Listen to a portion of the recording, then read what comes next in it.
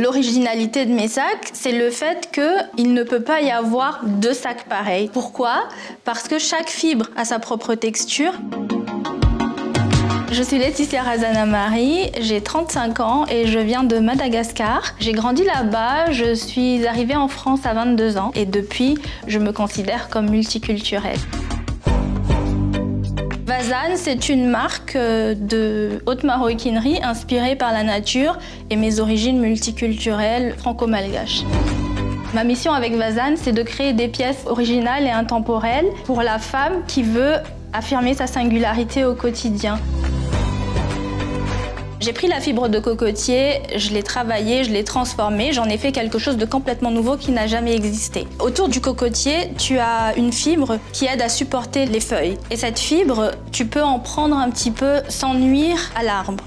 Et c'est donc une fibre qui se renouvelle. On ne la prend pas spécialement de l'arbre pour moi. C'est l'entreprise dans laquelle ma mère travaille. Il l'utilise de manière très brute et sur la face recto. Et moi, je récupère ces fibres-là. Donc non seulement c'est renouvelable, mais en plus, moi, je récupère les pertes de cet atelier que je revalorise ensuite ici. Et mes pertes ici, je les utilise encore en mélangeant avec du cuir pour créer encore d'autres articles. Il fallait la nommer, cette chose. Et donc, toujours parce que le zébu a une place importante pour moi, pour Mada, c'est vraiment un symbole là-bas. Donc je me suis dit, le nubuck, c'est du cuir dont la surface a été transformée. Donc zébu plus nubuck, on a le zébuck.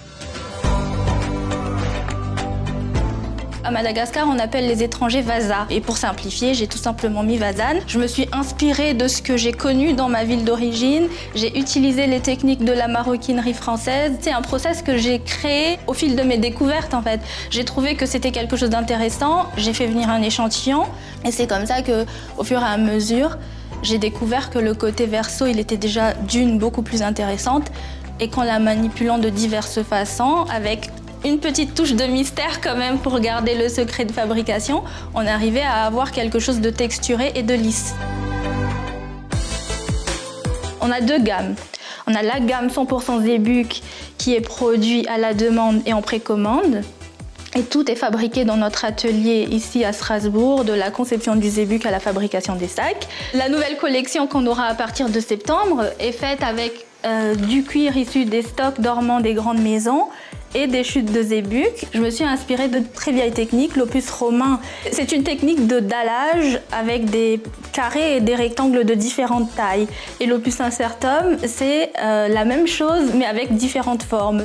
Mes études dans la mode m'ont surtout appris à avoir des références pertinentes qui me font évoluer. Et c'est aussi un peu grâce à ça que j'ai pu développer le zébuck. J'ai quand même créé une matière à partir de rien et beaucoup de gens ont contribué pour arriver à ce résultat-là. Donc, en contribuant, vous allez nous aider à valoriser au maximum le potentiel du zébuck et faire en sorte qu'il y ait le minimum de pertes.